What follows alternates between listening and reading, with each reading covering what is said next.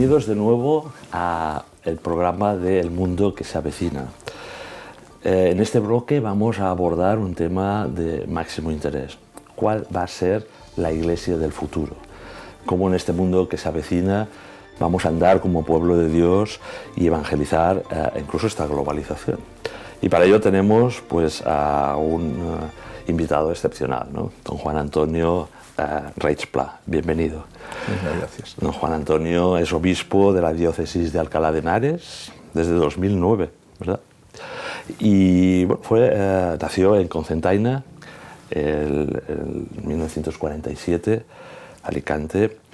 Es licenciado en Sagrada Teología por la Universidad Pontificia de Salamanca, doctor en Teología Moral por la Pontificia Universidad en Roma, en Lateranense. Fue ordenado sacerdote el 8 de julio del 71, además con 24 años, joven, y ha tenido distintos cargos pastorales. A mí me gustaría pues, centrar básicamente en los temas de la pastoral familiar y en la defensa de la vida. Fundó, creo que en el 1994, la Sociedad Valenciana de Bioética, nombrado obispo de Segorbe Castellón en el 96, y desde el 24 de septiembre se hizo público el nombramiento en Cartagena como obispo. El 7 de marzo del 2009 fue nombrado obispo de Alcalá, bueno, etcétera, ¿no? O sea, creo que está en la Conferencia Episcopal Española como miembro de la Comisión también de Familia y Vida y Laicos, ¿no? Y en esos momentos creo que es en la Comisión Episcopal del Apostolado Seglar, es vicepresidente, ¿no? Pues don Juan Antonio, bienvenido. Padre, si nos quiere dirigir en estos programas pues una primera oración para que, bueno, pues que vaya muy bien estas conversaciones y haga mucho bien. ¿Cómo no? Nos ponemos en la presencia de Dios, le confiamos estos programas que vamos a grabar, de tal manera que nos asista y que sea Él quien hable, y especialmente la Virgen María, a través de nuestros labios. Decimos: Dios te salve María, llena eres de gracia, el Señor es contigo. Bendita tú eres entre todas las mujeres, y bendito es el fruto de tu vientre, Jesús. Santa María, Madre de Dios, ruega por nosotros pecadores, ahora y en la hora de nuestra muerte. Gloria al Padre, al Hijo y al Espíritu Santo. Como era en un principio, ahora y siempre, por los siglos de los siglos. Amén. Estamos en buenas manos, pues. Estamos en buenas manos. Podemos comenzar. Pues muchísimas gracias, ¿no? Pues en este bloque, ¿no?, sobre la Iglesia del futuro, como siempre, lo vamos a ir desarrollando en 7 capítulos y ahora pues enunciaré cuáles van a ser los títulos de estos capítulos que vamos a ir conversando con don Juan Antonio. El primero que tocaremos esta semana, que es la visión de Benedicto XVI sobre la Iglesia del futuro. Utilizaremos, como veremos, pues algunos de unas intervenciones que tuvo cuando era un joven teólogo. El siguiente capítulo, el segundo, seguiremos con algunas de estas aportaciones de Benedicto XVI para ver bueno, esa iglesia de los pequeños, de los sencillos, ¿no?, que buscan la santidad, que ojalá sea esta la iglesia del futuro, la presente y del futuro. En el tercer capítulo pues vamos a ser un poco atrevidos, ¿no?, y con don Juan Antonio pues vamos a intentar ver si estamos en la iglesia de Sardis o entre iglesia de Sardis e iglesia de Filadelfia, como enuncia el Apocalipsis, ¿no?, en las cartas a las 7 iglesias. En el cuarto capítulo abordaremos un tema especialmente querido, ¿no?, por el Padre, familias cristianas para una nueva evangelización. Seguiremos con las ideologías disolventes de la naturaleza humana. Hemos tratado ya en algún programa el transhumanismo, pero yo creo que la visión de don Juan Antonio pues va a ser muy enriquecedora. El sexto, un tema muy querido, además es el lema episcopal del obispo de Alcalá: María, muéstrate como madre, para terminar, como siempre terminamos en estos programas, con un toque de esperanza, ¿no?, el segundo Pentecostés, la efusión del Espíritu Santo, también en estos momentos tan complicados, ¿no? Bien, pues si le parece, empezamos por este primer capítulo, un poco de la mano de Benedicto XVI, ¿no?, con esa visión profética, ¿no?, que tuvo el joven teólogo, porque en aquel momento, en 1969, Joseph Ratzinger, ¿no?, en una intervención radiofónica, en una conferencia que dio, ¿no?, como joven sacerdote. No había llegado ni a obispo, ni por supuesto ni sospechaba tal vez que fuese a llegar, podría llegar a ser el Papa Benedicto XVI. Pronunció una conferencia, yo creo que un tanto profética, ¿no?, un poco llamando a la institución de la Iglesia a sus orígenes, ¿no?, a volver a los orígenes de la Iglesia católica, ¿no? Voy a extraer un primer párrafo, ¿no?, voy, como digo, a ir de la mano un poco de estos textos para que después con don Juan Antonio pues, nos vaya comentando, ¿no? Un primer texto que yo creo que nos inspira para entrar en este capítulo es que la Iglesia, decía en aquel momento, ¿no?, Ratzinger, será pequeña. Tendrá que empezar todo desde el principio. Ya no podrá llenar muchos de sus edificios construidos en una coyuntura más favorable. Perderá adeptos y con ellos muchos de sus privilegios en la sociedad.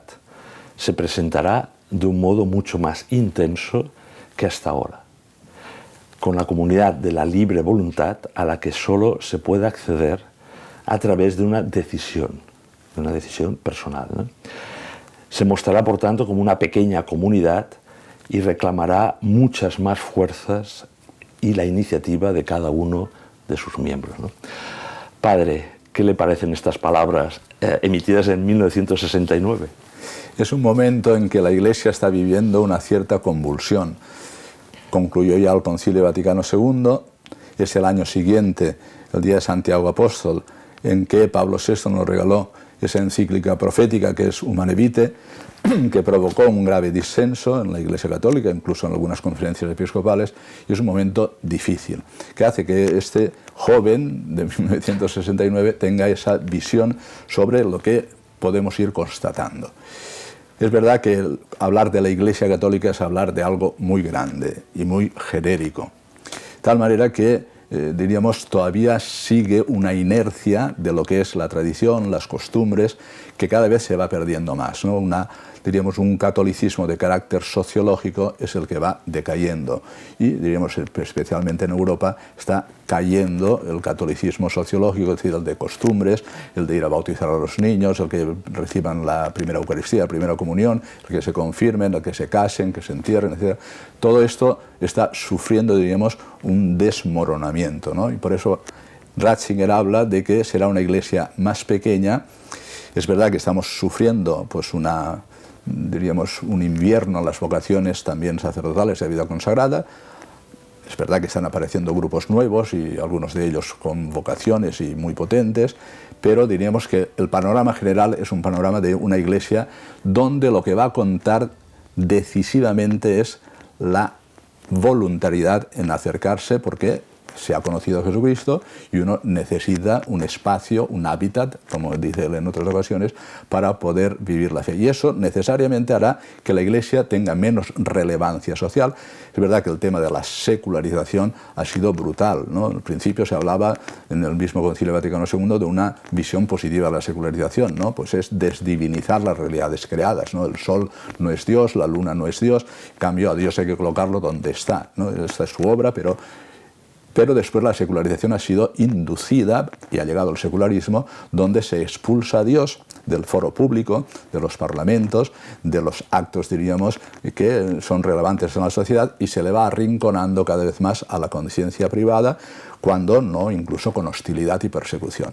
Eso es lo que hace que Ratzinger diga, hemos de volver a comenzar desde el inicio, como hicieron los primeros cristianos. Y los primeros cristianos, ¿qué hacían? Pues tenían comunidades pequeñas donde verdaderamente allí la intensidad de la fe era lo que era relevante, y se producía una atracción con aquellos paganos que, viéndoles, porque lo que les destacaba a esa comunidad pequeña es que vivían de manera diferente, tenían un modo diferente de acoger a la mujer, de respetarla, de respetar a los hijos, de generar entre ellos una serie de relaciones que eran compatibles con un mundo totalmente que no tiene nada que ver con ellos, pero ejercían la virtud de la paciencia y vivían la virtud de la esperanza. Dios es quien lleva la historia y nosotros estamos aquí para ser sus testigos. Creo que en estos momentos estamos ya casi tocando fondo. Y estas palabras que sonaban en 1968 o o 69 como proféticas, hoy ya estamos constatando que es así. Si nos referimos directamente a España, está viviendo ahora mismo en muchas diócesis un colapso, es decir, un colapso de falta de vocaciones, de crisis de las órdenes religiosas, que eran, diríamos, las más pujantes, y nos vemos abocados necesariamente a una reflexión en profundidad para llegar a este testimonio de las comunidades pequeñas. Es curioso porque yo creo que con humildad y una cierta prudencia, ¿no?, el joven sacerdote Joseph Ratzinger, en otra parte de la conferencia, ¿no?, pues, y sobre todo pensando en que a lo mejor pues este carácter profético tal vez ha sonado fuerte, dice lo siguiente: seamos por consiguiente prudentes con los pronósticos. Aún es válida la palabra de San Agustín, según la cual el ser humano es un abismo. Nadie puede observar de antemano lo que se alza en ese abismo.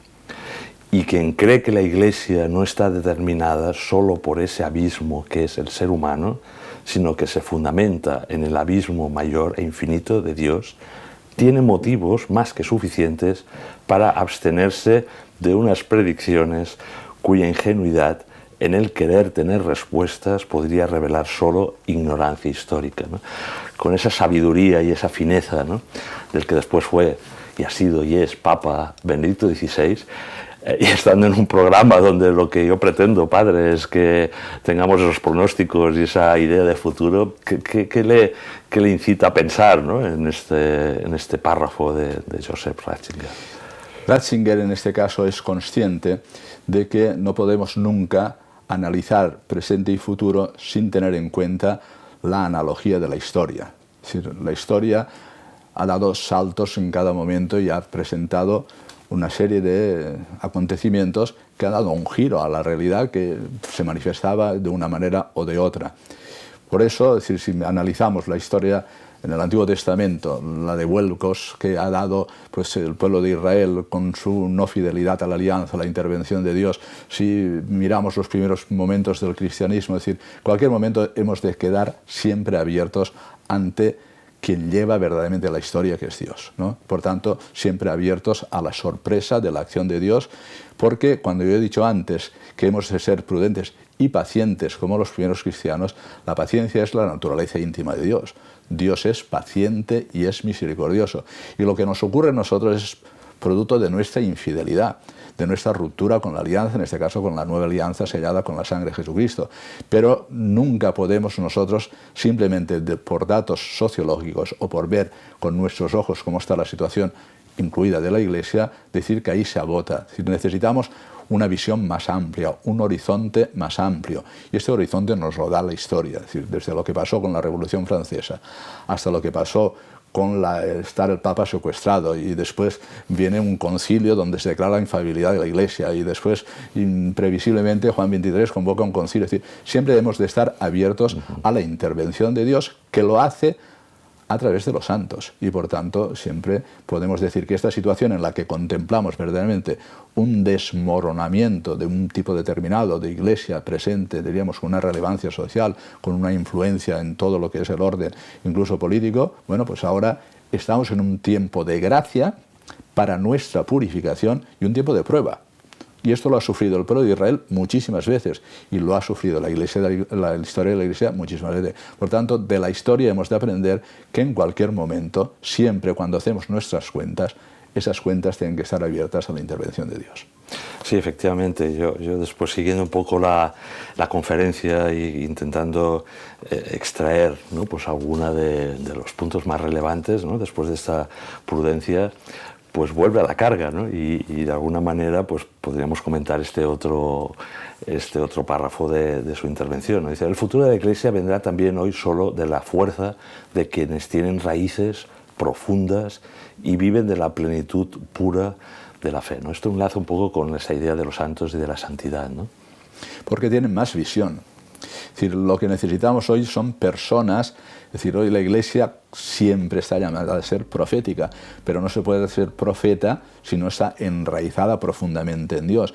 ¿Qué ilumina nuestra inteligencia, nos da más visión y por tanto podemos a mayor distancia, con la mirada de Dios, ver los acontecimientos del presente con su verdadera dimensión, que a veces es minúscula, y solo quien desde la distancia observa la realidad puede ver una trayectoria en el camino de lo que es la Iglesia y lo que puede ser la Iglesia que nos espera en los próximos años. Pero es verdad que la Iglesia en estos momentos, yo vuelvo a insistir, está viviendo un tiempo de purificación. Hemos de hacer una lectura teológica de la historia, no simplemente una lectura de carácter sociológico, de carácter social, de carácter político, incluso, diríamos, ayudados por los grandes datos, los big data y el algoritmo y todo lo que... No, esta es una visión desde nosotros. Pero los santos, aquellos que tienen una fe pura, tienen la visión misma de Dios y por tanto hemos de abrirnos a hacer esa lectura teológica en la que Dios está presente. Y nosotros sabemos el desenlace de la historia, que eso es lo que nos da verdaderamente esperanza para vivir este momento. No saldremos adelante en una iglesia verdaderamente como la quiere el Señor, la iglesia suya, nosotros vivimos de Él, de Cristo, sin una verdadera purificación del corazón. Y cuando el corazón está puro y el alma está limpia es cuando vemos. Y vemos precisamente lo que Dios quiere en estos momentos para nosotros. De tal manera que si nos quiere llevar a una iglesia disminuida, pequeña, perseguida, con hostilidad, bueno, pues ese será nuestro camino, pero lo hemos de ver. Y lo hemos de recibir como un don y como una gracia, porque de ahí es donde saldrá la iglesia renovada. Nosotros tenemos la promesa del Señor de que la iglesia continuará hasta el final y por tanto con esa confianza hemos de caminar. Sí, efectivamente, sigo un poco al hilo, ¿no? de ir a hombros de gigantes es fantástico, ¿no? Porque te permite pues, desarrollar esta conversación que estamos teniendo, yo creo que muy interesante, ¿no? Porque, de nuevo, ¿no? Ratzinger nos dice, sí, pero en estos cambios que se pueden suponer, la Iglesia encontrará de nuevo y con toda la determinación lo que es esencial para ella misma, ¿no? Lo que siempre ha sido su centro, ¿no? Y ahí ahora comentaremos, ¿no? Y comentará Padre este punto que creo que es fundamental, ¿no? ¿Cuál es para Ratzinger en esta intervención el centro, ¿no? Pues la fe en el Dios Trinitario, en Jesucristo, el Hijo de Dios, hecho hombre y la ayuda del Espíritu Santo. Pues al final de nuestro bloque, en los últimos capítulos, yo creo que vamos a incidir bastante en esta intervención especial, ayuda, ¿no? del Espíritu Santo, que durará hasta el fin. La Iglesia reconocerá de nuevo en la fe y en la oración su verdadero centro y experimentará nuevamente los sacramentos con celebración y no como un problema de estructura litúrgica, ¿no? En el fondo es recordarnos la regla de fe. O sea, nuestra fe es trinitaria. Ahora mismo queda oscurecido en nuestro mundo todo el tema de Dios creador y de Dios Padre. Si Dios se ha revelado como creador, sale de sí mismo y por tanto entra en la primera alianza que es la creación y poquito a poquito se ha ido descubriendo como Padre. Y esto es lo que le da, diríamos, fundamento a nuestra existencia. Ratzinger insiste mucho, después a lo largo de todo su pontificado como Papa lo ha insistido, el olvido de la creación al final es el olvido de la causa de Dios y la causa del hombre. Porque entonces el hombre no viene más que por el azar o viene por la combinación de elementos que le han puesto en este mundo, pero no tiene ni un origen, ni un fundamento, ni una meta. Y por tanto la fe pura descansará en Dios creador y Dios Padre. Que se ha dado a conocer, esta es la gran sorpresa y la novedad del cristianismo, se ha dado a conocer en su humanidad. El tema de la encarnación es fundamental, nuestra fe es trinitaria. Dios Hijo que en su humanidad ha tocado este mundo y no como un médico que viene de visita y se va, sino como aquel que ha hecho inmersión en la historia y por tanto toda la historia, toda la creación habla de Jesucristo y por tanto para nosotros eso es una visión totalmente nueva. Yo suelo decir una fórmula, lo explico muchas veces a los seminaristas, dice, la manera de salir del presente que nos atrapa y de todas las cosas que pueden presionarnos en la fe es decir, vamos a traer lo eterno a lo temporal. Y eso ya ha venido y es Jesucristo. ¿Y nosotros cómo lo hacemos? Pues viendo todas las cosas como un signo de su presencia, porque esto es la encarnación. De tal manera que lo infinito entra en lo particular, lo eterno entra en lo temporal, siempre desde la lógica sacramental, es decir, todo lo que me ocurre, todo lo que yo trato, personas, cosas, es un signo de la presencia de aquel que ha habitado en nosotros y ha plantado su tienda y se ha encarnado. Y como eso es superior a nuestras fuerzas, Nuestra fe trinitaria concluye con el Espíritu Santo, que habita en nuestro interior. Ya Pascal decía que el hombre supera al hombre. ¿Por qué? Porque nosotros, habitados por el Espíritu Santo, siempre deseamos muchísimo más de lo que podemos alcanzar. Somos deseo de infinito, por lo tanto, volver a la fe trinitaria. Pero esto que parece teórico y que parece algo abstracto, se concreta en su presencia a través de los signos materiales de pan, de vino, de aceite, es decir, de todo lo que son los sacramentos, que es la presencia actual de Cristo resucitado. Y por tanto, es ahí donde hemos de colocar nuestro centro. La fe pura significa dejarse abrazar, lo que decía San Juan, hemos conocido el amor, ¿no? Lo que hemos oído, lo que hemos visto, lo que hemos tocado del verbo de la vida, pues eso es la Eucaristía. Si de un momento determinado, en la tienda del encuentro del pueblo de Israel que acompañaba su caminar nómada, había una tienda donde estaba el Arca de la Alianza, luego María, ahora es la Eucaristía. Y por tanto no estamos solos. Y caminamos con aquel que no solo ha tomado carne de nosotros y ha bendecido todo lo que es nuestra realidad temporal, carnal e histórica, sino que además nos ha hecho ya palpitar y desear y paladear el cielo. Y eso es lo que significa los sacramentos que nos introducen a caminar, diríamos, con la fuerza del resucitado, con su mismo amor. Bueno, pues ahí es donde verdaderamente nosotros hemos de poner el centro. Y eso, al final, da un sentido totalmente nuevo a la historia y nos hace caminar con esperanza. Sí, porque realmente de los textos que hemos ido leyendo y comentando, Padre, pues bueno, esa vinculación, digamos, de una iglesia del poder, de la política y tal, en el año en el que se citan estas frases, Ratzinger dice, no, vamos mal, ese no es el camino, ¿no? Y también en las guerras litúrgicas o en la batalla un poco sobre la liturgia, ¿no?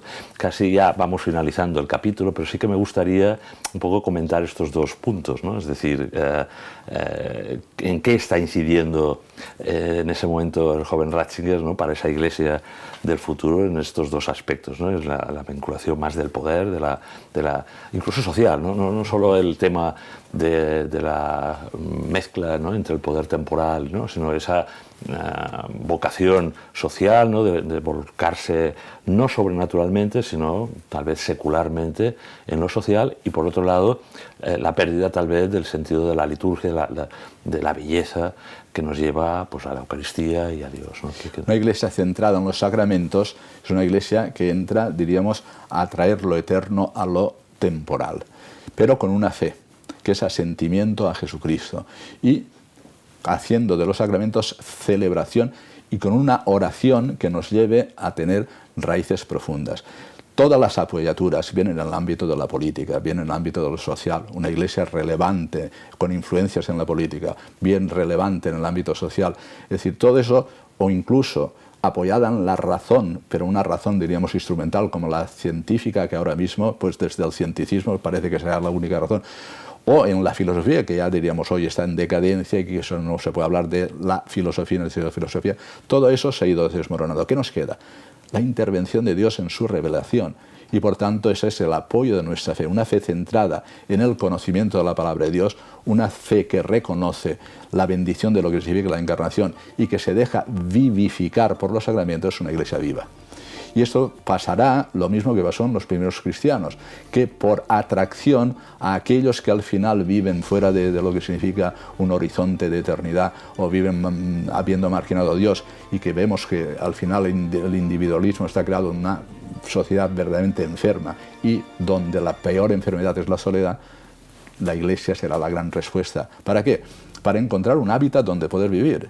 Esta será la verdadera ecología, pero también con dimensión social. No se trata de huir en comunidades pequeñas que no tenga como referencia al resto, sino es una semilla que, como el granito de mostaza, va creciendo, pero tiene también implicaciones en el orden temporal, en el orden social, incluso en el orden político. Si la doctrina social de la Iglesia o moral social no puede ser un déficit en la Iglesia, y por tanto, si hablamos de una Iglesia pequeña con menos relevancia, no significa que no tenga vocación de, siendo minoría, ser mayoría.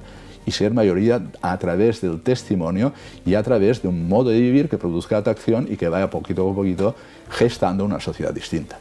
Eso es a lo que se refería ya después, yo creo, obispo y papa, Papa Benedicto XVI, con las minorías creativas, con ese germen en la sociedad, esa levadura para ese mundo que se avecina. Claro, es lo que él propone, decir, bueno, hay dos maneras de entender lo que es una civilización, ¿no? Una manera de entender que las civilizaciones nacen, van creciendo y después viene una fase de decadencia y desaparecen, ¿no? Dice, allá donde está presente el cristianismo, a pesar de las decadencias, sus momentos, diríamos, en que pierde relevancia el hecho cristiano y su influencia social, siempre hay una minoría creativa capaz de regenerar y que hacer que lo que parecía que estaba perdido, bueno, pues es como la levadura. Es decir, la levadura en silencio, poquito a poquito va fermentando la masa. Y el grano de mostaza, ¿no? El grano de mostaza igual, que parece insignificante, pero puede crecer como un arbusto donde, dice la parábola, vendrán las aves del cielo a posarse. El tema de las minorías creativas es muy propio de Benito XVI, ya lo he dicho en varias ocasiones, y ahí es lo que ahora mismo estamos todos pensando, que una iglesia que sea capaz, pero tiene que tener vida, ¿eh? Y tiene que ser vida comunicable, ¿no? Y no tiene que prescindir de ninguna de las dimensiones humanas y no puede prescindir de la razón. No se trata de una iglesia escondida, una iglesia hostigada por, diríamos, por el ambiente que no es favorable y por tanto repliega sus fuerzas en los cuarteles de invierno, ¿no? Nosotros estamos presentes en el mundo, incluso puede ser con hostilidad y persecución, pero siempre con una buena noticia, porque sabemos que la salvación es para todos y porque Dios lo que quiere es que todos los hombres se salven y lleguen al conocimiento de la verdad. Padre, pues yo creo que ya estamos dando pie al segundo capítulo, ¿no?, en el que seguiremos con estos textos del joven Ratzinger, precisamente para tratar esto, ¿no? Es decir, estas comunidades pequeñas, esta iglesia de los sencillos, ¿no?, de humilde, no tanto de la opción benedictina de apartarse del mundo, sino estar en el mundo, en esos oasis, bebiendo de la fe y del agua fresca, ¿no?, en esos oasis que muchas veces usted ha comentado, ¿no?, en los que tendremos que asistir, ¿no?, las familias, los sacerdotes, la comunidad, el pueblo de Dios, ¿no?, pero en una sencillez, en una humildad, ¿no?, y en una intensificación, como nos ha comentado el joven Ratzinger, ¿no?, para esa iglesia del futuro. Por lo tanto, si le parece bien, yo le emplazo a la siguiente semana para tratar este punto, ¿no?, la iglesia de los pequeños y de los sencillos que quieren alcanzar la santidad. Por lo tanto, muchas gracias. Allí estaremos si Dios quiere. Gracias.